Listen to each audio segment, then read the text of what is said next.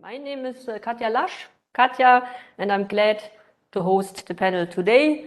I'm the director of the German Center for Research and Innovation, but also heading the German Academic Exchange Service here in India, but also have a strong personal background in innovation and incubation, used to teach business modeling, so it's a topic dear to our heart, or to my heart especially, which we are dealing today. I'm glad that we have a well-combined panel from two experts from India and from Germany. And actually, I'm glad to see that this time we did not have to worry about gender balance on our panel. I think that's a good sign that the startup scene is not dominated by men. And it's a good sign that we have three women and Thomas, you're the only male here on our panel. I think that's a very, very good sign. The panel will deal with internationalization of startups and also an insight into current practices in India and Germany with the aim to share experiences and to learn. The startup economy in 2020 created over 3 trillion US dollar in value. And the last years have seen a diversification of the global entrepreneurial system in the world. So if one has a look at the Global Entrepreneurial Economy Report, they analyzed in 2018 60 systems worldwide, and in the last year they analyzed 300. So this talks a lot about the ongoing diversification and that not everything is ongoing in the US any longer. And I think there's a second strong number which I would like to mention, that the worldwide venture capital flow back in 2004 was 84% in the US or into the US companies. In 2020 it was down to 51%. So this tells a lot about the relevance of other systems than the US. And I think looking into Germany and India, we are having two strong systems in place who also play a role if we look in the rankings worldwide. Deep tech is a main contributor in the ecosystem worldwide, and knowledge developed in research institutions and research labs is a major source of entrepreneurial innovation. One can see that the deep tech sector remains the fastest rising sector, accounting for about 30% of the capital invested in tech globally since 2015. So bringing research from the labs to the market is imperative of today. And we see that around the globe, policymakers, politicians count on entrepreneurship and startups to provide an engine of growth. And we just have this seen last week in the new paper of the new government of India, where there is a strong focus on entrepreneurship and startup, and there is even an outlook to found a new agency for tech transfer. So public funding schemes to foster transfer initiatives, which try to interlink science and research with entrepreneurship on the plan. And I think we will have a look in these public transfer schemes and these public transfer centers today. So if we see a shift in the focus, we should not just look of national development, and this is a bit the topic of today. In research and science, we have seen for a long-standing period that international cooperation is necessary to achieve goals and to develop projects together. One just has to look at the vaccine developments over the last couple of months. So even if startup founders tend to focus at the beginning of their journey on local and regional markets, an early international outlook can be helpful for personal and business development. And for this reason, we are connecting today incubators, maybe to bring them together and to discuss also this topic. But before one can connect, before one can develop programs, one has to get to know each other a bit better and also how the system works. And this is in the center of this panel discussion. So let me introduce you our panel. So we have with us Dr. Mukta Potnisdele, and we have agreed that we would stick to the U as in India usual. So Namrata has a background in life sciences with over a decade of experiences in teaching and research.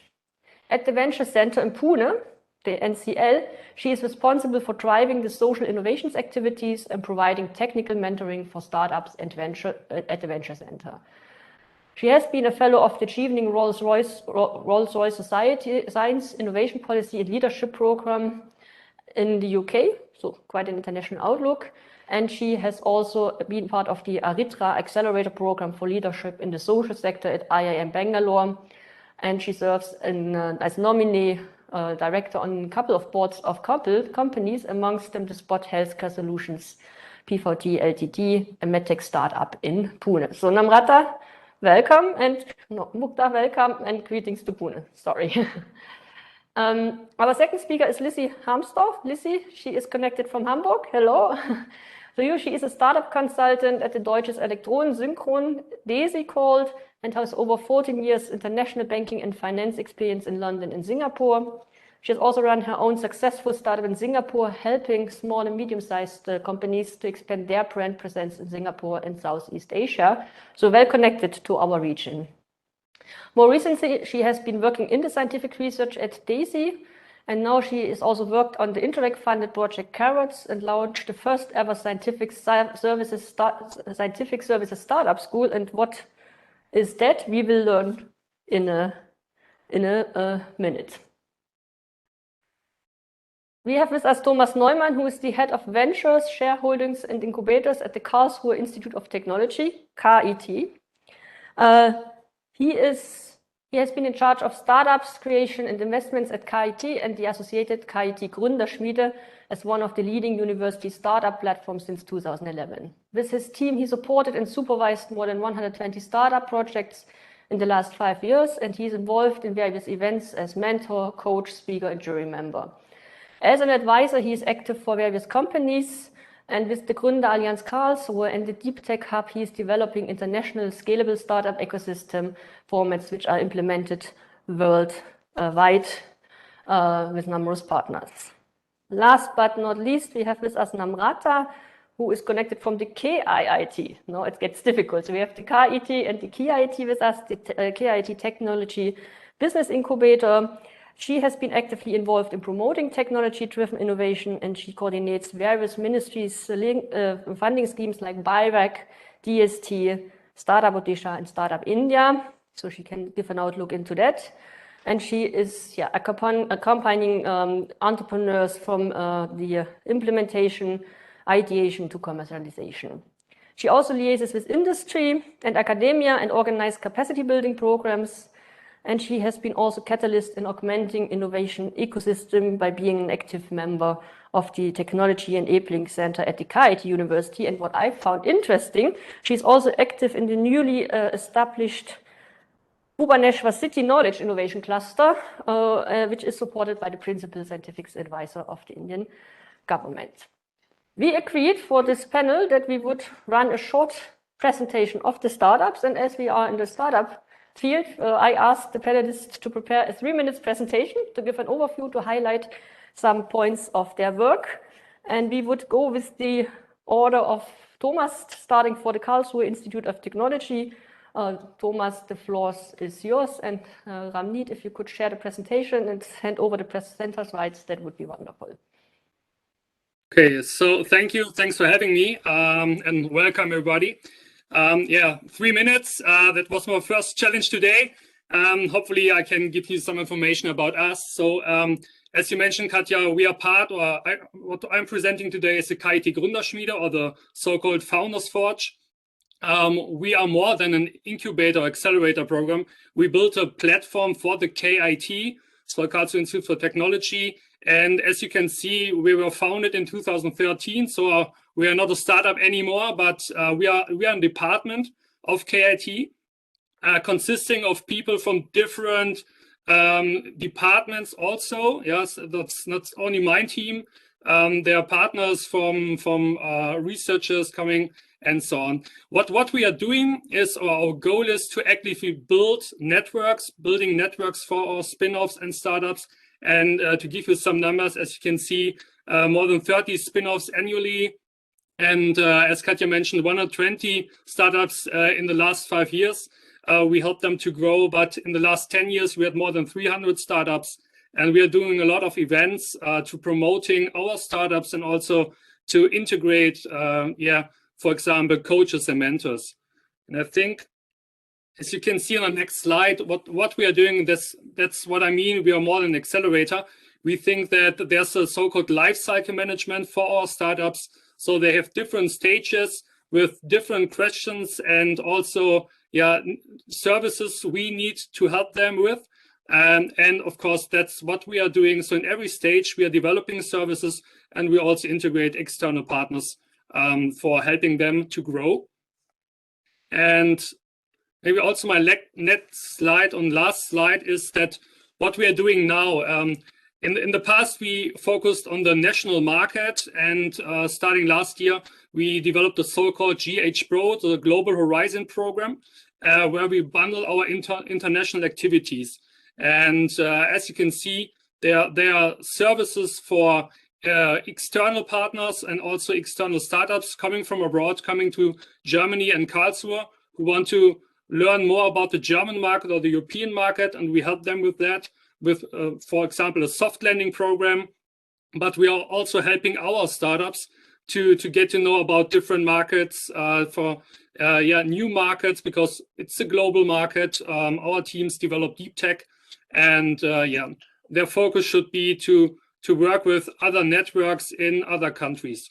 So that's, in 3 minutes. I hope. I think there are 3 minutes. But I think there's even more. You can visit our internet page for more information. And I think I pass the mic to. Yes, we pass the mic to IIT to Namrata. Thanks, Thomas. I feel like I'm pitching to an investor as an elevator pitch for 3 minutes. I'll try to finish in time. If I can have my slides on. Request from me to put up my. Just take them forward. They are connected. Yes, so yeah. And hopefully we did a good job. And Okay, so meanwhile, I'll continue saying that we established in 2009 as the first and the largest technology business incubator in the eastern and northeastern region of India. And over the years, we have grown to spread a footprint pan-India and is now recognized as a center of excellence. We have recently received the National Award for Technology Business Incubation. And more importantly, we have been recognized as a regional center by Government of India to promote innovation entrepreneurship in eastern and northeastern part of the country. And today we can confidently say that, yes, Ramneet, can you go to the next slide? Yes, perfect. So this is a 11 journey of ours from existence to excellence. And so as of now, we can say that KTBI has established itself as a major innovation hub for technology ventures and a platform for interfacing with various stakeholders, be it industry, academia, and also cross-border agencies. And to achieve this, KTBI has been very fortunate enough to get support from various government agencies. And if we look into the funding mechanism, yes, we offer a gamut of funding opportunities encompassing the entire range of product development, starting from ideation to proof of concept to validation to scale up and commercialization. Next slide, Ramneet, please. Now, coming to impact so far, I want to highlight here that while startups have been growing in major cities of India like Hyderabad, Bangalore, Delhi, but the last few years have witnessed a very interesting trend. That's the rise of the tier 2 cities as a preferred destination for innovation and entrepreneurship.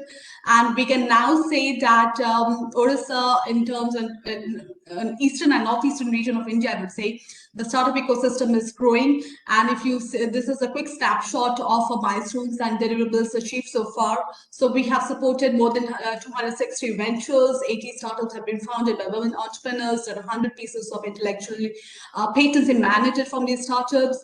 A couple of startups have raised a good number of follow-on funding, be it government or private investment, which is closer to 1 billion INR, generating more than 4,000 of employment. We are sector agnostic, and some of our startups, they are deploying the technologies in areas which is critical to the economic and the social growth of India, such as healthcare, industrial biotechnology, or waste management. Now, next slide, Ramneet, please. Yeah, so putting all this together, we see making of an ecosystem that was largely absent 10 years back when we started off. So the highlight that here I want to emphasize is that we, through this BRTC initiative of Government of India, we are working together with a lot of institutes and incubators, more than a dozen, I would say, in a cluster model to augment the innovation ecosystem pan-India, particularly the eastern and northeastern region of India. And under this initiative, we do conduct a lot of capacity building programs, not only for the starters, but also for incubator managers, for the nascent one, to scale and scale up the activities. Next slide.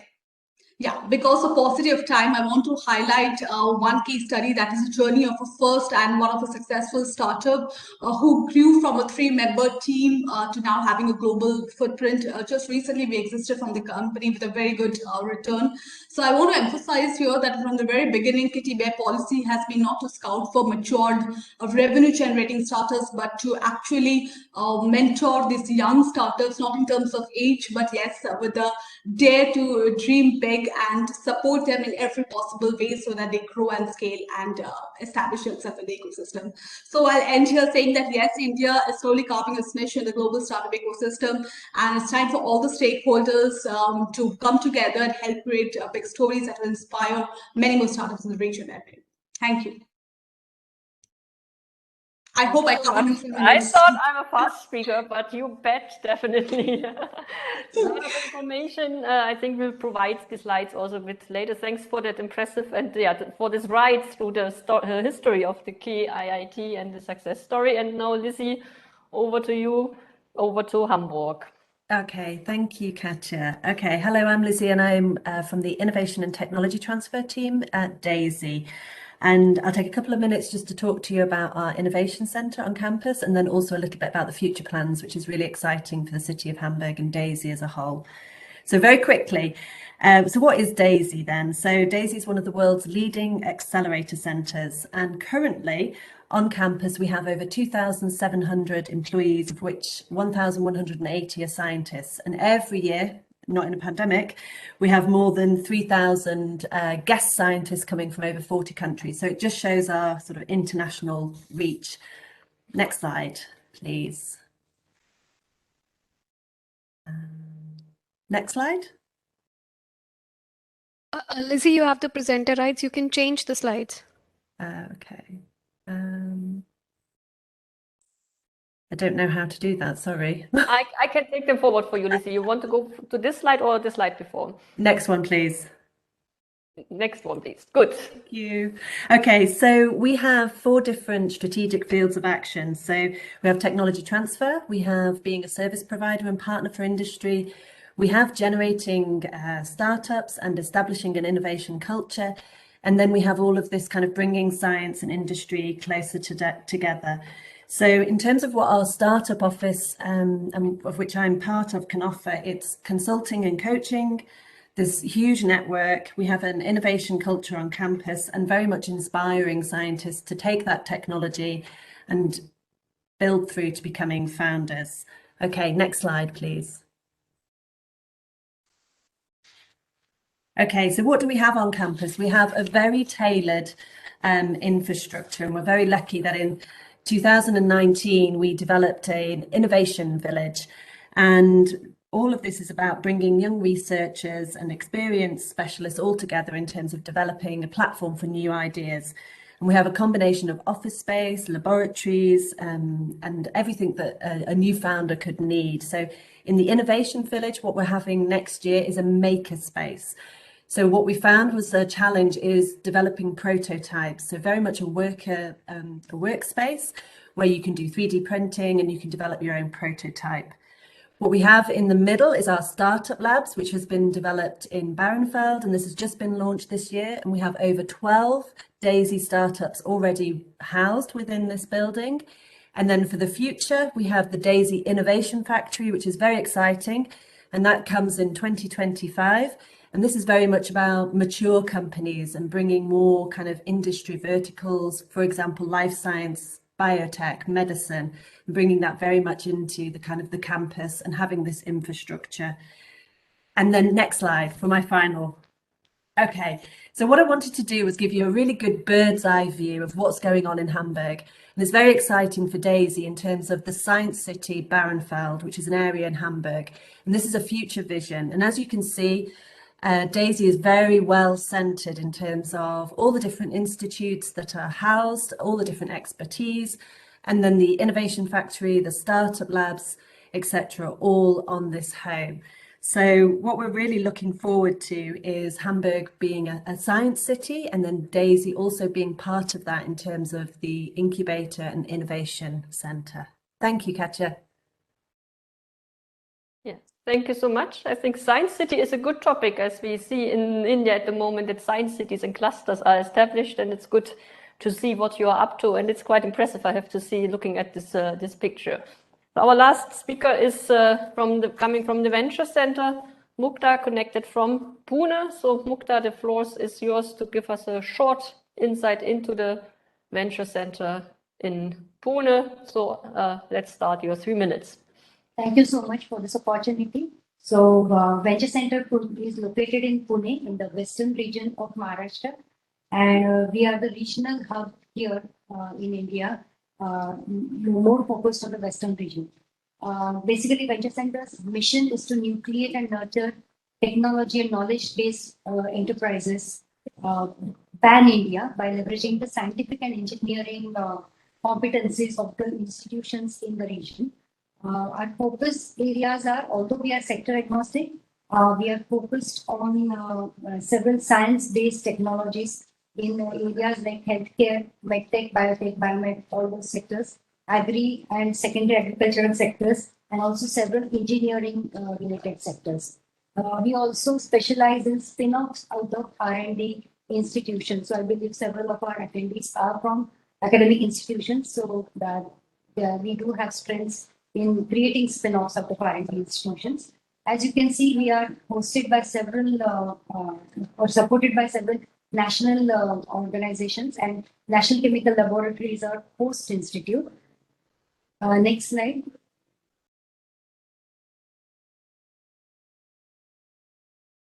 So this is the complete ecosystem that Venture Center offers. In addition to the infra facilities, the hard facilities where startups can use all the labs, offices. We also are strong on mentoring. We have several funding programs. We also host a funding database, which is a very special information database available for all the startup ecosystem. We also support several plug-and-play labs, prototyping labs, testing and analytical facilities. Another specialty is our regulatory sector. So for the medtech startups, we have the entire range available, right from ideation to taking it all the way up to regulatory approvals, clinical trials, and even beyond. We are the tech transfer hub, the regional tech transfer office supported by BIRAC under the National Biopharma Mission. So our TechX facility facilitates transfer of technologies from academic institutions to industries and startups. IP Facilitation Center, and also several partnerships in designing, prototyping, trial manufacturing, finance, legal, and HR.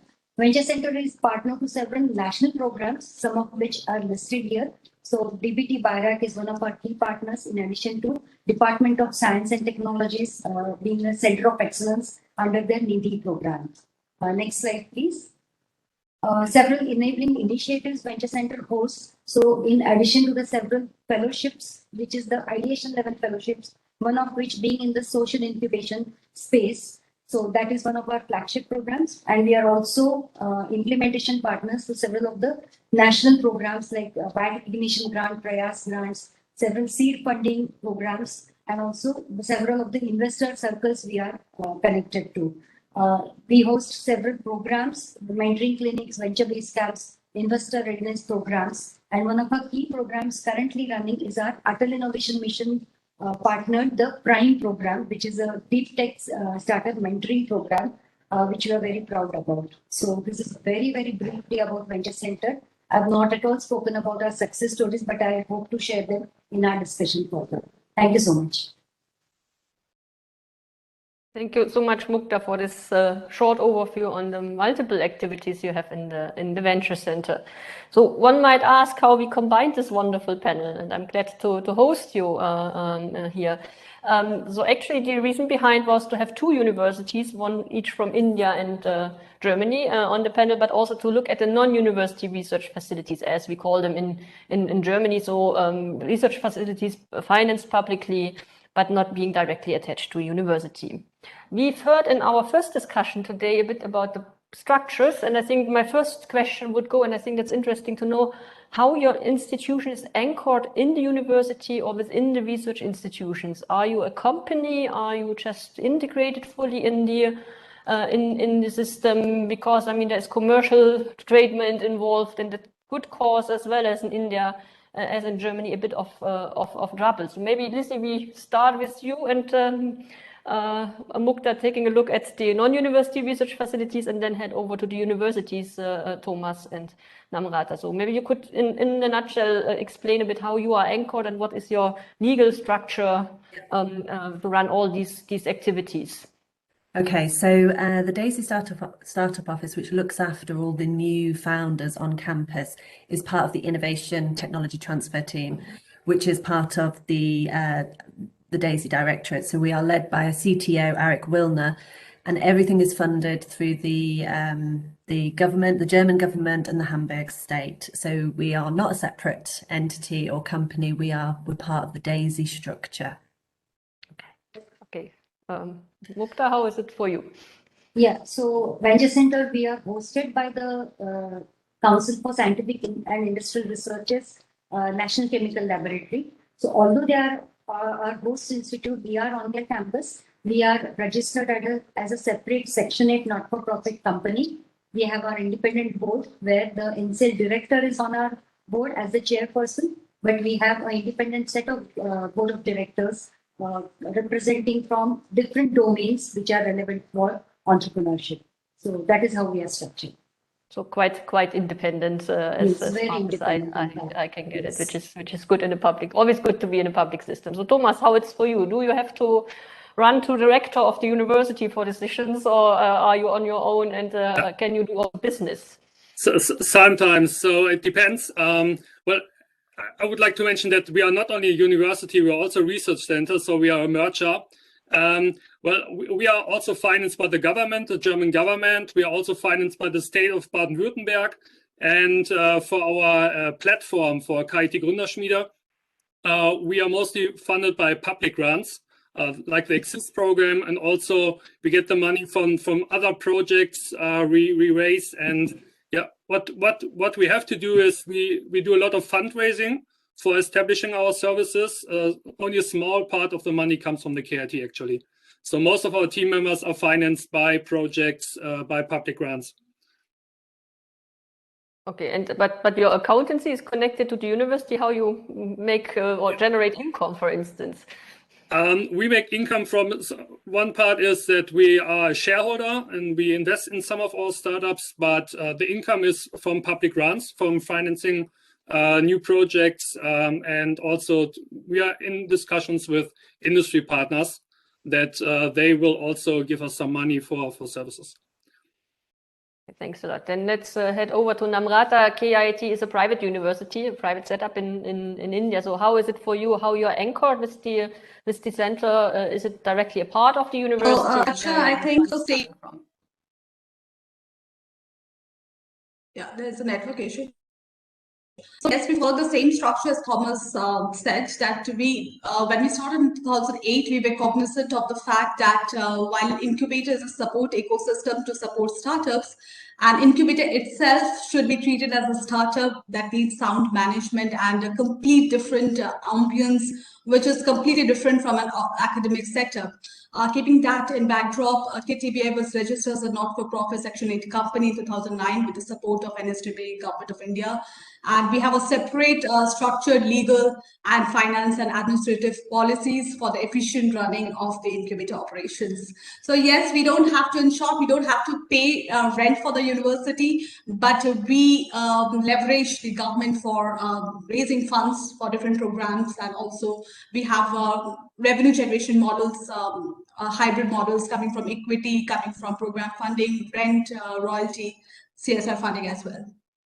I hope I answered your question. Yeah, thanks so much. So it seems, at least on this panel, that our Indian friends have a bit of more independence than our German friends. You raised the question of equity, licensing, and IPR, and I think that's a quite interesting question, how it's sorted. We've learned that in Germany there is a framework worked on for the public institutions. Maybe we could look a bit at this, and we start with the German side, Lizzie and Thomas. So are you holding shares? Are you taking equity? What is with the patents? Are they remaining with the university? So how is the approach in Germany? Maybe Lizzie, you will take it forward, and Thomas, you could add on. No problem. So in terms of the Daisy approach, we're very open-minded.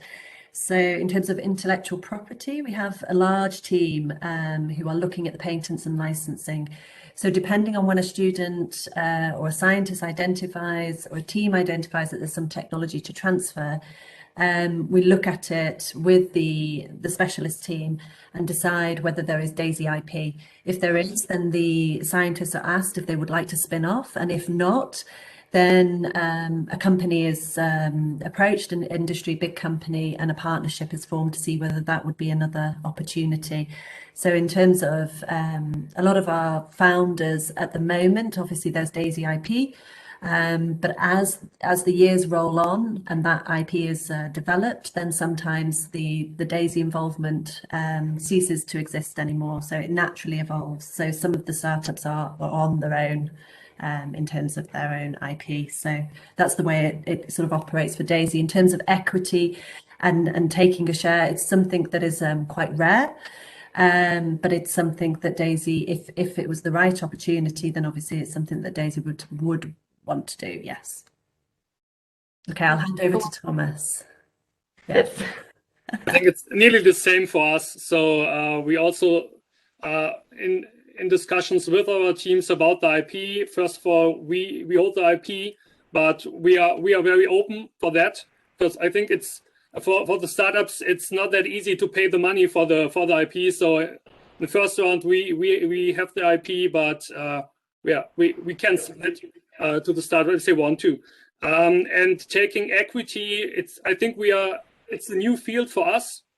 We started 6 years ago with our first investment with KIT as an investor, but it's a new field. It's also new for universities and research centers in Germany, and it depends on the law, and the law in Germany is not that easy.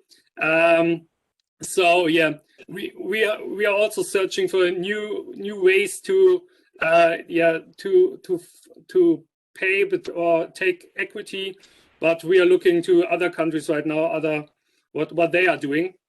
Hopefully it will get better, I think, in the future. You mentioned that you're looking to other countries, what they are doing. I think a good opportunity here. I mean, let's have a look into India. How does it work? I mean, we have a strong government, we have strong regulations in place in India. So Mukta, how does it work in the NCL? Are you taking equity in, and what is with the IPR?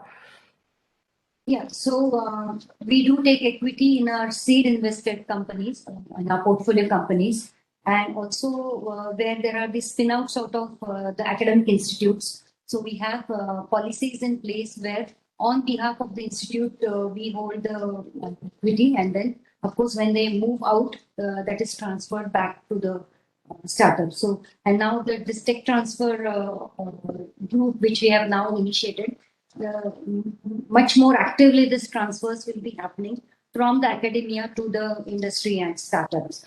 So of course there we won't hold any equity, but we will help them to put those policies in place which we have learned from the NCL, the National Chemical Laboratory based learnings. So yes, for our seed investees, we do take equity. Yeah. How is it at KIIT? I guess we follow the same structure as Mugdha said. So typically in Indian context, we do not take equity from an early stage startup who are in the product development stage. But yes, when they are in a late stage commercialization stage and they are generating a revenue, or maybe they have raised seed investment, there we do take equity. Coming to IP, yes, just like Venture Center, we have a technology transfer office which is supported by World Bank, where we do take care of IP management and commercialization. So we regularly engage with various institutions and helping them to disclose their inventions, analyze the patentability and commercialization potential of their IP. But we do not have any stake in their patent. We support them, we are enabler, but we don't have any. KTBI doesn't have any stake in any IP support that we provide. Okay, thank you so much. I think quite a couple of differences one could see. At least equity seems a bit more progressed in India than in Germany. So talking about funding and finance is always a very important topic. And we have seen in your presentation, there's a lot of seed funding available, be it in the German system or in the Indian system. So if you look at the funding for startups, is there enough money in the system And maybe we start with India this time. And where are the struggles? So is there a focus on seed funding, publicly funded? And we talk on the valley of death, on upscaling. So where do you see the difficulties in the Indian system? Maybe Mukta, you can start, and then Namrata, you could add on this. But looking at the Indian system, is there enough money there for the startups, for the science-based startups, and where is a lack of, where's a gap in the funding system? Yeah. So what we've seen over the last, if we take a stock of the last 15 to 20 years, yes, early on there was definitely dearth of funding, but fortunately the situation has improved gradually and slowly with a lot of government funding now coming in for even early stage ideas. So for example, we have this social innovation fellowship program, which starts right at the ideation stage. They come to us at very, very early idea stage where they may not have a well-formed idea as early as that. And then there is a fellowship, there's a kickstart grant to support them to bridge that gap and then of course move ahead. So even for the POC stage or even beyond that now, for the entire life cycle, there are bits and pieces available now. So this is a recent development, I would say, in the last 5 to 6 years, it has become stronger, this ecosystem. But some sectors, I would say, so this is more true for the bio-related sectors, medtech, biomed, biotech kind of sectors. But still, there's little gaps are there in the energy sector or say the sustainable environment and those kind of pollution control. So those sectors still we see a lot of gaps, and we through our own initiatives, so venture center, we are eligible for corporate social responsibility related funds. So we try to bridge these gaps by raising funds through the CSR kitty also. So there are gaps, but the situation is slowly improving, quite better than what it was 10 to 15 years back. And I'm sure Namrata also would agree with it. Yeah, Namrata, over to you. Absolutely, absolutely. Actually, the case in India.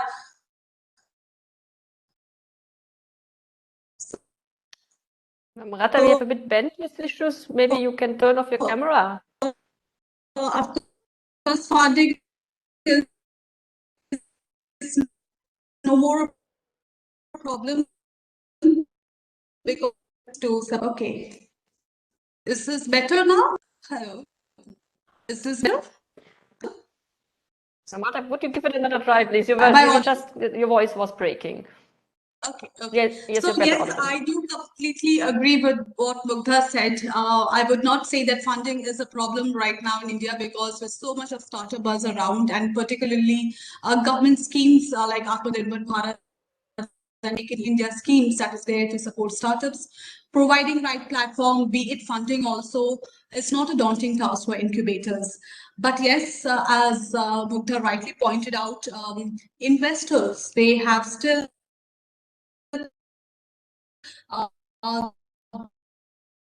they have the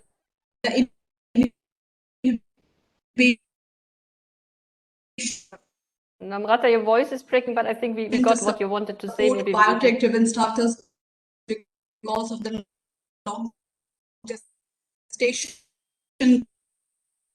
period. Yeah, I think it's a bad issue. So, more or less is what I want to echo the same thoughts. Okay, Namrata, your voice was breaking a bit, but I think we got the main points. When we look into Germany, so is there more funding than ideas? Thomas, I remember when we had our talk, you said we have technologies which we would like to develop further, and there are not enough startups. So is there more ideas and more funding than people willing to take the startup journey? Maybe I think the short answer to the question is that there's always enough money for excellent startups or excellent teams. I think there should be more money invested in the ecosystem or the supporting ecosystem. So we are part of the supporting ecosystem, and as I mentioned before, we rely on public grants at the moment. We don't have the team. We don't have a team which is financed for the next 10 years. So I'm looking for the next 2 years, and yeah, I'm searching for public grants to get my team financed to support the people we want to help, the startups. But for excellent teams, there's always enough money in the market. Would you agree to this, Lizzie? I mean, most of our startups are in public bank grants or European grants. I think the challenge, just to add to what everyone's saying in terms of deep tech, for our startups, what we find is that it's a longer journey.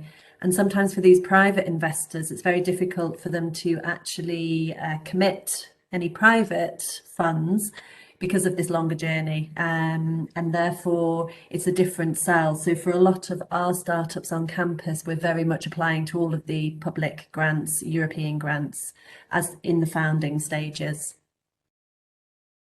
Thank you so much. I would like to ask also our audience to put in questions in the chat or just raise your hand. We'll be able to unmute yours so that you could ask your questions, drop in your comments from your perspectives. I'm glad to see in the audience a couple of incubators from Germany and India. I think it's quite a good mixture. So if you have questions, comments, please let us know. Type it either in the chat or just raise your hands and then we would take them up. And I would suggest we move a bit from the structural questions. And I would have a question. So there's a lot of discussion ongoing, and we also had this in the first session today. This is like Germany doesn't have an entrepreneurial culture. We are not, we are not ready too much to take risks. So my question goes in the direction. So one can innovate and transfer innovation from science or into the market in different ways. So spin-offs, one can license, one can startups, but one can also transform researchers into startup founders. So Lizzie, maybe we take it from the back again.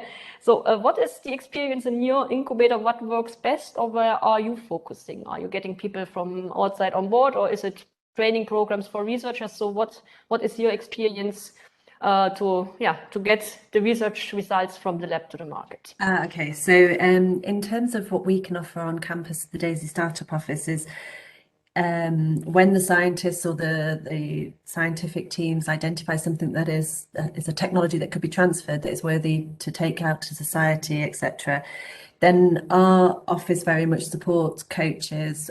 We do business model sprints, we do pitch events, and we take that idea through to sort of a founding stage. But one of the biggest challenges that we find, and I think the others will echo this, is really taking that scientist and turning them or helping them become an entrepreneur. And that's one of the biggest challenges that we find. It's almost trying to complement a scientist with that business know-how. And that's really important for us on campus.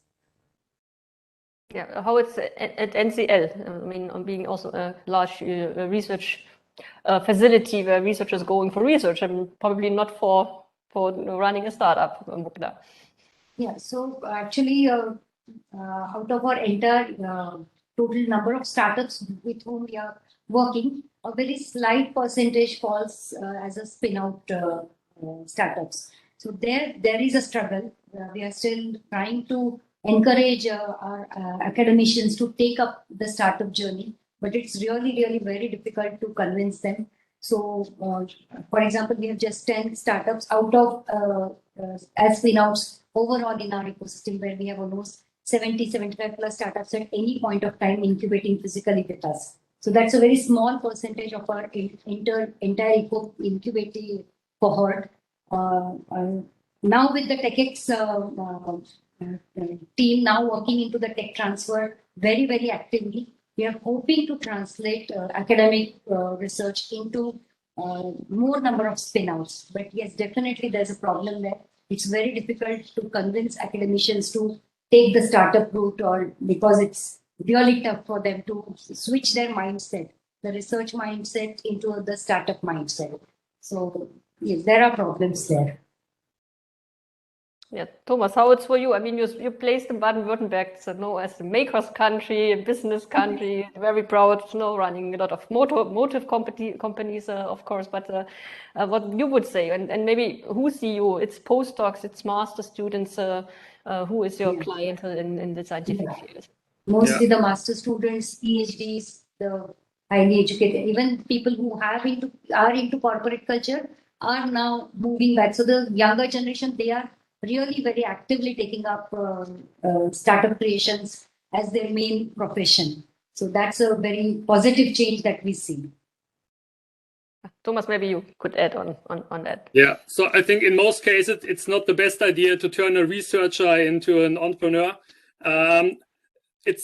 There's a reason why they choose to be in research in the past. So what we do and we believe in is that we build a team around them. So they are part of a team.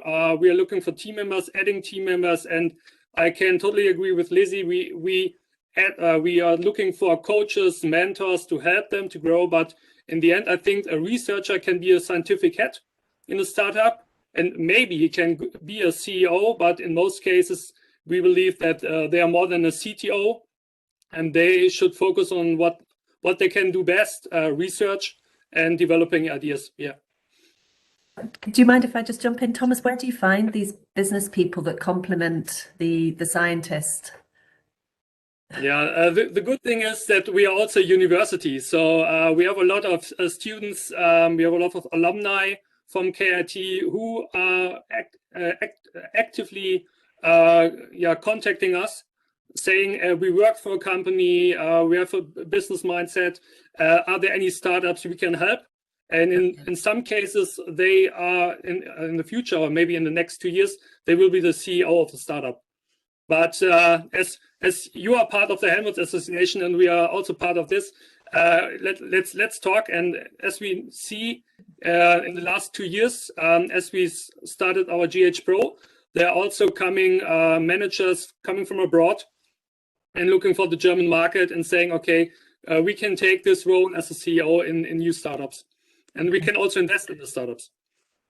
Yeah. Okay, thanks for that. So we have a comment, a question from Manoj, and I just will, could we unmute Manoj, and then maybe he could ask a question or comment. Manoj, the floor is yours.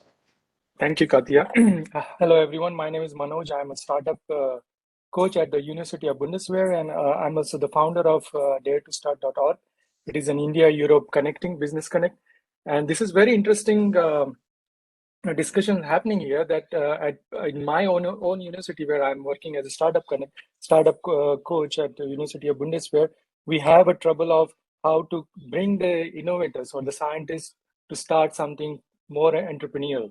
But Thomas, your comment was very interesting, that let them do what they are best at. However, what Lizzie has mentioned, like how you can even bring those business people to connect, because not every university is just like TUM, Technical University of Munich, or KIT has all these elements to connect and form the team. That is one important trouble, and also the internationalization, as this forum has put India and Germany together.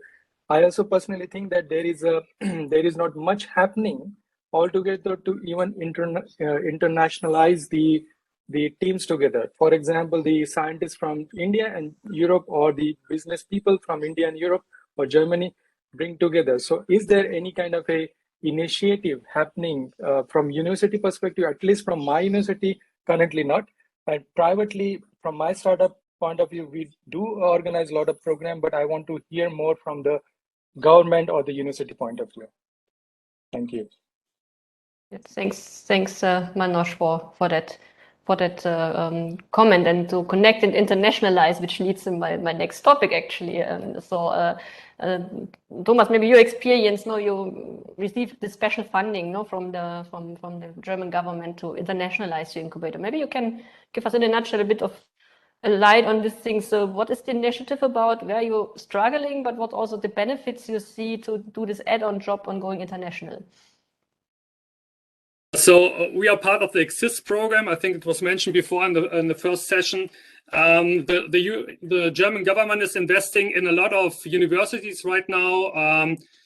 They are working on new programs for local startup ecosystems, for regional ecosystems, and some of the universities are also working on international ecosystems. So that's what we are doing. I think we are one of 10 universities in Germany. There should be even more who are working on this, but 10 universities in this EXIST program. And as I mentioned before, the GH Pro program is for connecting networks. In the end, we are open for every entrepreneur coming from abroad, because we believe that we want to help people who have great ideas. and we want to bring them together with our ecosystem and also other ecosystems. So, and maybe as Manoj mentioned before, one of our programs is the so-called co-evolutionary startup program. It's the newest program. We are working on that, but it's a program to invite startups coming from abroad to build the German GmbH, to build a German company who is focusing on the European market. I think that's quite interesting for a lot of Indian startups too, because there are cultural problems, language problems, for example, because when you're in Germany, you're talking German in most cases.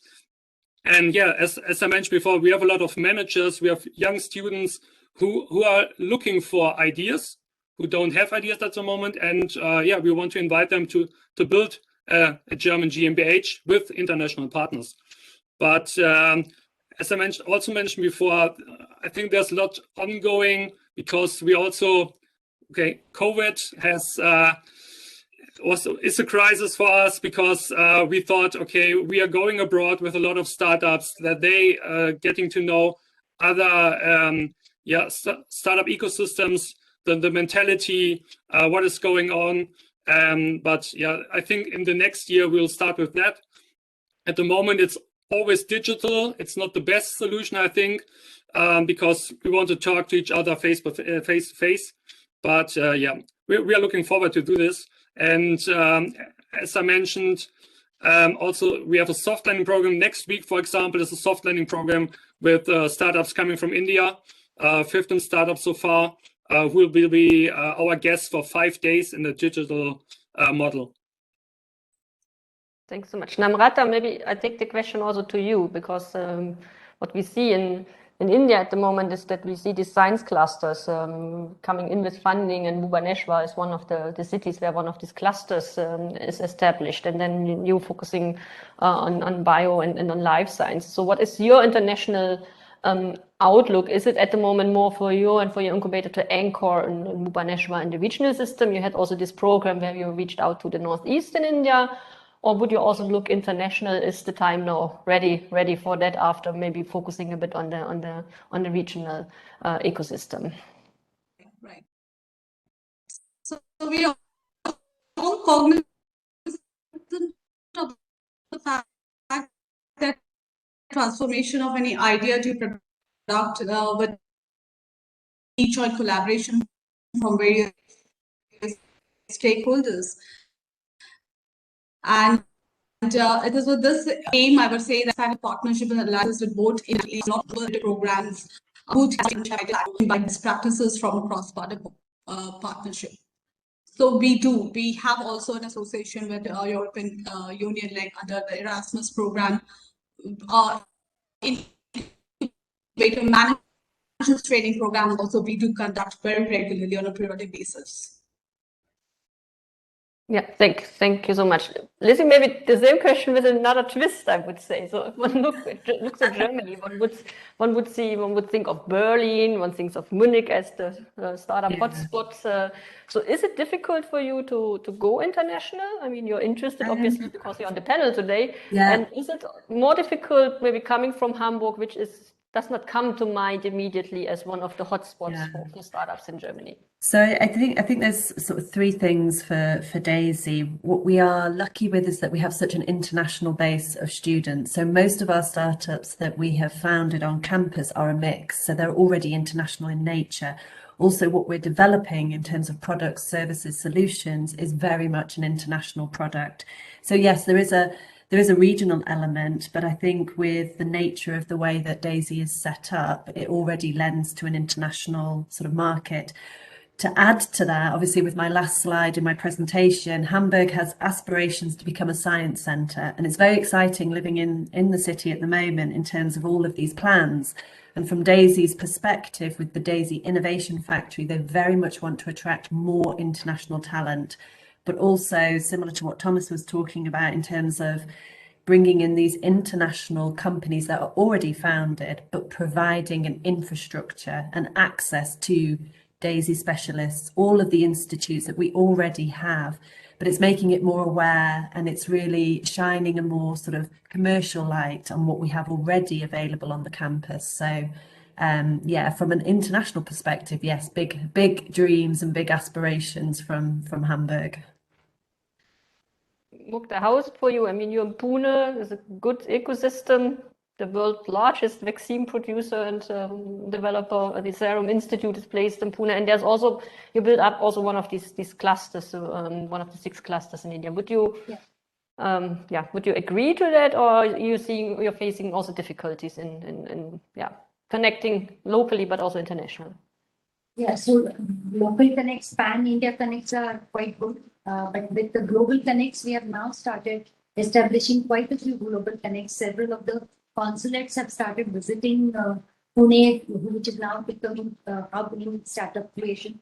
So recently, the Swedish consulate had visited us. We also, several of our startups have been able to raise funds through the US ISTF program. Then some startups have got the Welcome Trust grants. Indo-Korean collaborations are also being established by some of our startups. I have also been part of the Cartier Women's Initiative. So several international things are happening, but I mean, not as much as we have been successful pan-India. But yes, things are developing, and we are very, very open to any kind of collaborations internationally. Yeah, there is the question in the chat from Ashvita: is there any exchange program for startups? And I think the question continues with how we can introduce the international incubation opportunities to the startup ecosystem. So are the startups aware of the German accelerator? Are the startups in India aware of the German Indo Startup Exchange Program? Who is exactly there for facilitating entrance into the German market for Indian startups? So, Namrata, what you would say, is there need, is there lack of information, and what one can do to onboard the startups? Absolutely. I think there is a lack of awareness program about international collaboration. Just like when we started up the program, Thomas did mention that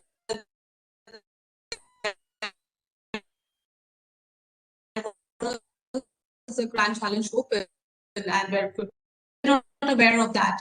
So such kind of I think awareness needs to be done, or to be an incubator onto the startup ecosystem. So there's absolutely, there is a lack of awareness. Yeah, maybe Thomas, as you run this soft landing and then this internationalization, what is the scope behind? Is the scope to bring ideas to Germany, that we have international funders to fund the company in Germany? Is the scope to facilitate acceleration into new markets, scaling up for German startups, or is the scope to connect and then take things further, maybe in a mid-term perspective? I think the first scope is to present them our startup ecosystem, or the local startup ecosystem. So we are deep tech ecosystem. We are working with other universities like University of Heidelberg, University of Mannheim, and I think we rely deeply on IT. So we are IT deep techs, right? And well, the second scope is that we also say that, hey, we have a lot of services, and the services are free for everyone. And the services are also free for people coming from abroad. If we can help with our network, then we can do this, and we will do this. And that's our invitation to all entrepreneurs from all over the world. And of course, with partners coming from abroad, I think this network, and I think today is a good day to talk about connecting incubators and accelerators. I think in the end, as I mentioned before, there are people having great ideas, and our goal is to support them. We are the supporters. Good. Yeah. Thanks for that, and underlining that maybe also the multipliers, the incubators, play a key role in this whole process. This is why we do also a first time event to connect. I think there's another interesting question in the chat from Manoj, which we heard a bit earlier. So how the private ecosystem builder play a role, and are they financiers for the science-based startups? We have been hearing a lot about public funding.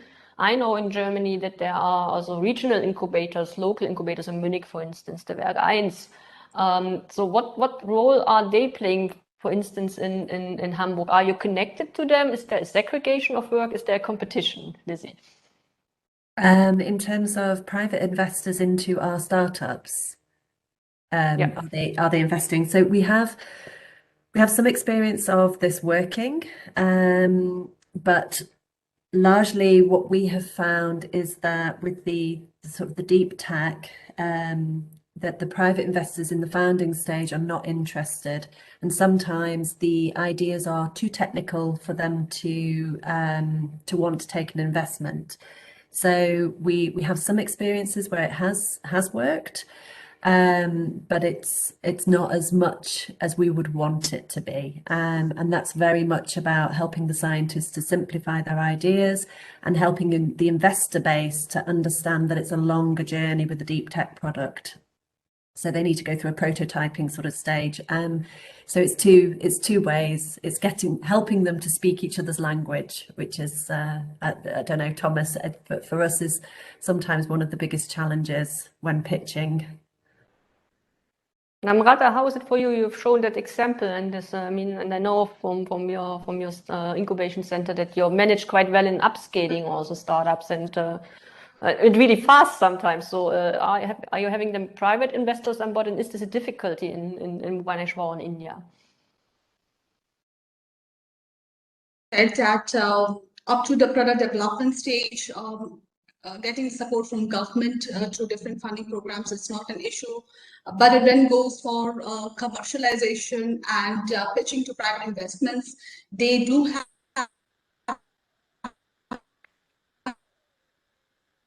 an aversion.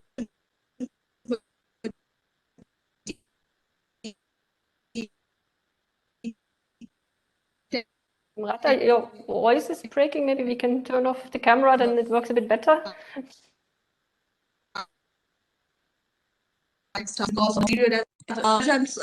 Sincere apologies, there is a network issue at my end.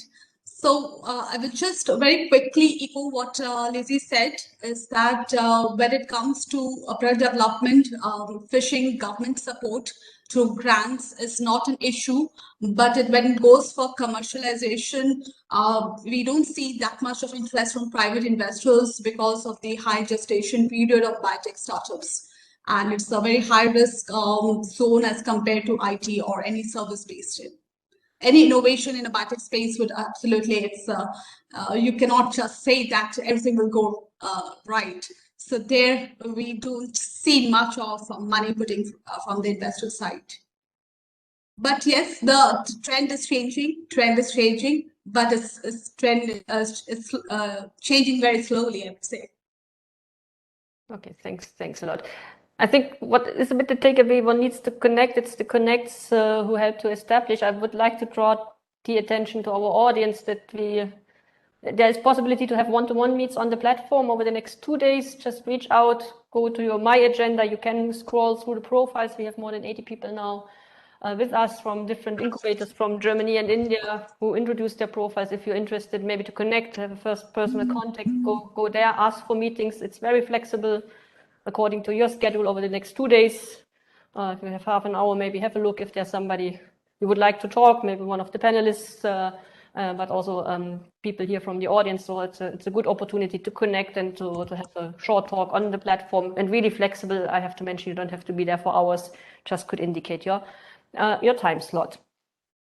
So I think we've seen a lot of similarities between India and Germany. We've seen a lot of differences in the system. I think it was quite an interesting discussion to see how the structures are placed. I think the challenges are the same. That's my learning. And my learning is also that, yes, there's international context, but there is slowly the desire of getting more international to internationally connect. And that leads me to my my last question to the panelists. So, and this goes to Namrata and Mukta first. So maybe you can, in a nutshell, 3 sentences, why you were interested in participating in this event and why you are interested in cooperating with Germany.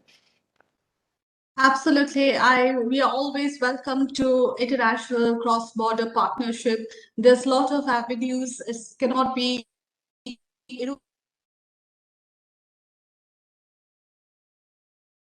your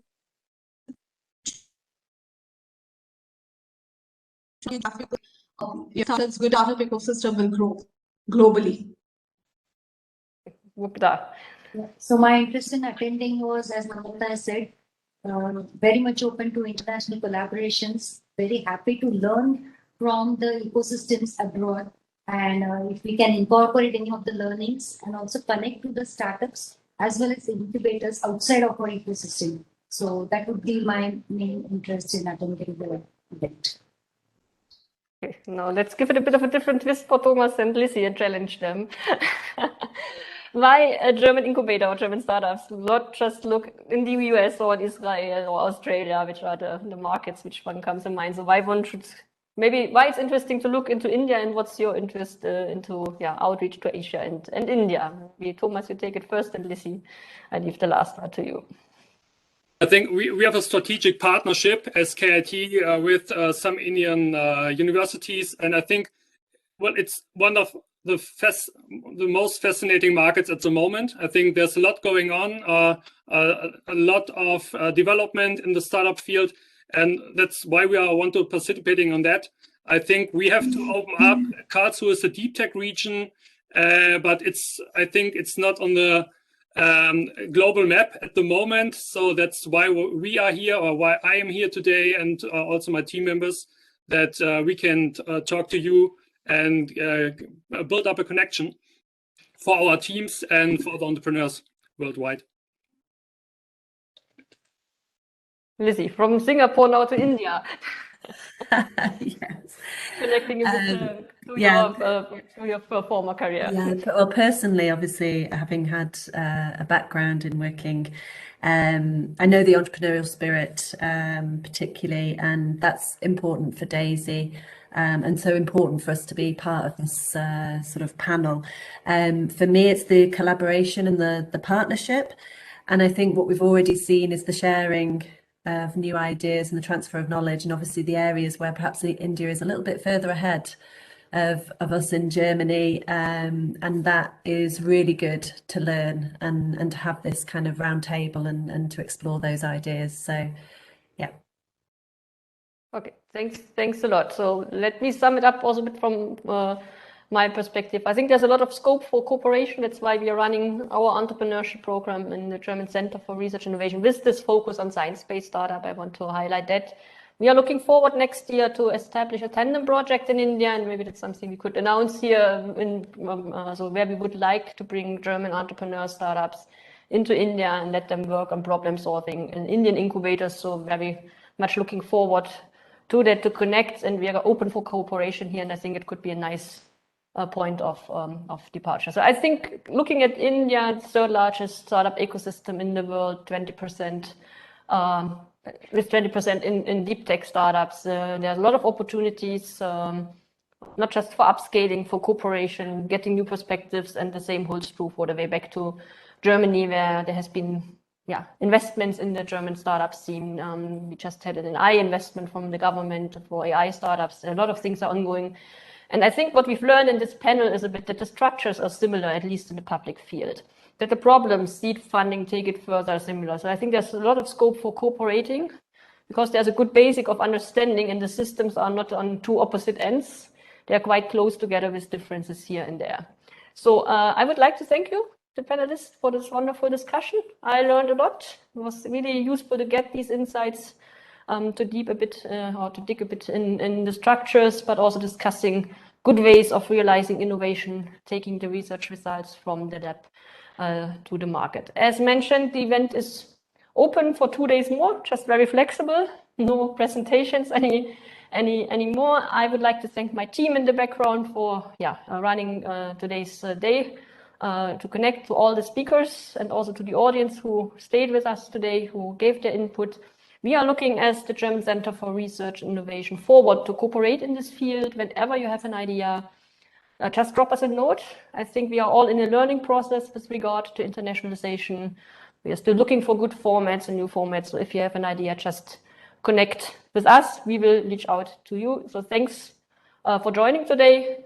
Thanks from my whole team, and also from Adishri, who was doing the moderation in the first half of the day. So let's stay connected. Let's continue the discussion, be it in the next 2 days or after the Christmas break, which is coming ahead.